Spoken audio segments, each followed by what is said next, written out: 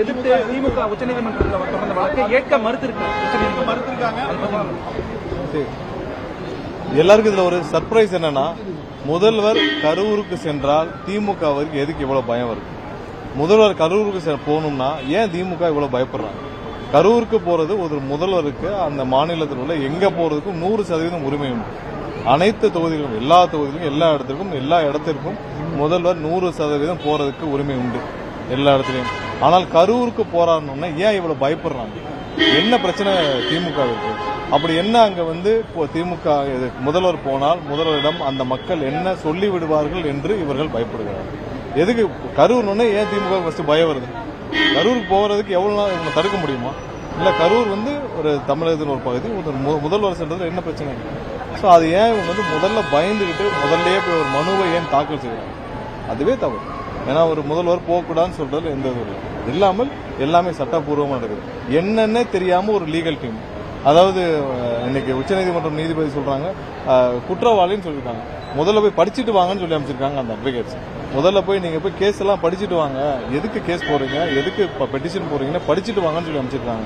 அந்த லட்சணத்துல ஒரு டீம் இதை வச்சுட்டு இவர்கள் சுப்ரீம் கோர்ட் வரைக்கும் போய் எல்லாருடைய நேரத்தையும் வீணடிச்சு இதன் மூலமா வேற வேலையை பார்த்துட்டு இருக்காங்க. முதல்ல மக்களுக்கு ஏதாவது 5 வருஷமா செஞ்சீங்களா? எதுவும் செய்யல.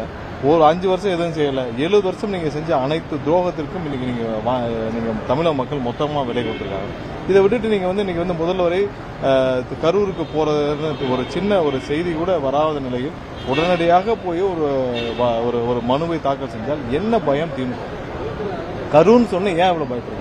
இன்னும் எத்தனை முறை இது மாதிரி நீங்கள் நீதிமன்றங்களில் நீங்கள் தேவையில்லாமல் நீதிமன்ற நேரத்தையும் வீணடிக்க போறீங்க?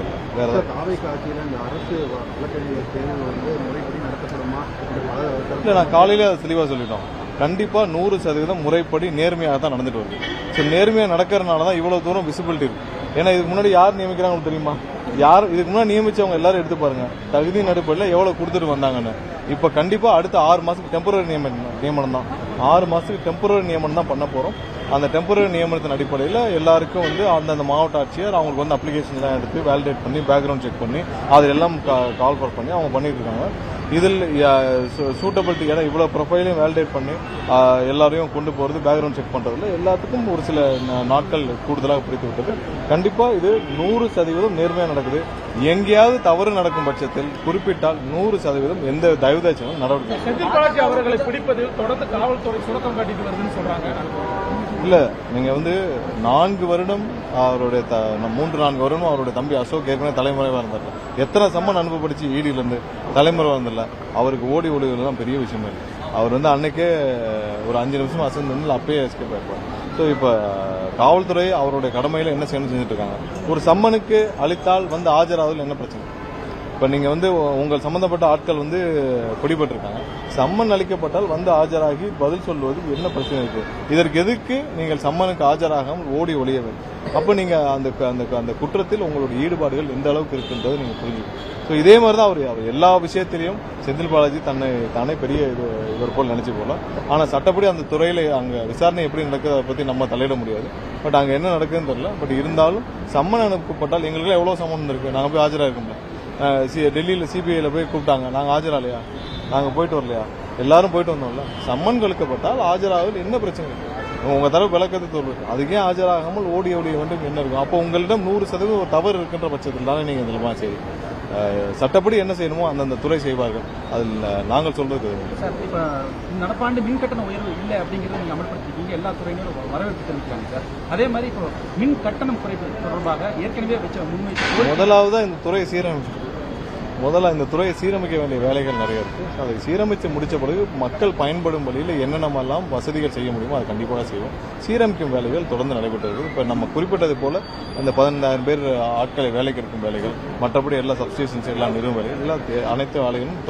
மூலப்பொருட்கள் இங்க இல்ல. அதே மாதிரி ஆட்களுக்கும் நம்ம வெளிமாநிலம் தான் வர்றாங்க. மின் கட்டணம் 10 மாநிலங்களோட ஒப்பிடும்போது தமிழ்நாட்டில் தான் அதிகம் தொழில்துறை சொல்றாங்க. இல்ல, இப்போதைக்கு உயர்த்தப்படவில்லை. அதை தெரிவித்து மற்றபடி இந்த துறையை சீரமைக்கும் வேலைகள் மற்ற மாநிலத்தை கம்பேர் பண்ணும்போது நம்மளுடைய மின்சார வாரியம் எவ்வளவு சீரமைச்சிருக்குன்னு உங்களுக்கு தெரியும். அதிக கடன் பெற்றுள்ள மாநிலமும் நம்மளுடைய மாநிலம் தான் மின்சாரத்துறையில. எல்லாத்தையும் சீரமைக்க வேண்டிய காலங்கள் கண்டிப்பா சீரமைக்கும். நேற்று கலெக்டருக்கு 62,000 அபராதம் வச்சிருக்காங்க நீதி. இல்ல அதான் இல்ல, அதாவது ஒவ்வொரு மாவட்ட ஆட்சியரும் அவங்களுக்கு வந்து அப்ளிகேஷன்ஸ் எனக்கு நான் கேள்விப்பட்டவரை அனைத்தையும் பதில் ஆயிரக்கணக்கான அப்ளிகேஷன் வந்திருக்கு. ஸோ அனைத்தையும் ஸ்க்ரூட்டனைஸ் பண்ணி அவங்க ப்ராப்பராக பண்ணிட்டு இருக்காங்க. இப்போ நியமிக்கப்பட போறதும் 6 மாதம் டெம்பரரி நியமனம் தான்.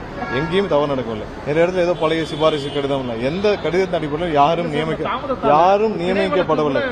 எந்த இடத்துலயும் யாரும் எந்த கடிதம் யாரும் மாற்றி கொடுத்துப்பாங்க தவிர யாரும் எந்த சிபாரிசோ எதன் அடிப்படையில் நியமிக்கப்படவில்லை. தெளிவாக உண்மையாக நேர்மையாக நடைபெற்றது. அனைத்து கட்சி கூட்டம்